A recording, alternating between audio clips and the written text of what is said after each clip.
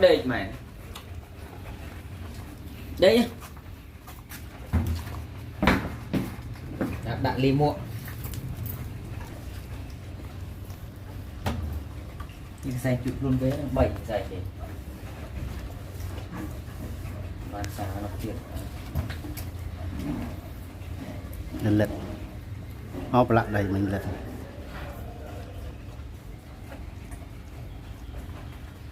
tội nhân đọc với rằng bữa đi mua từ tình cao hơn đây lựa tình một si vì nói mua lần không mong nói mà thương mong hỏi trần thì nó lọt một thùng thông nó mua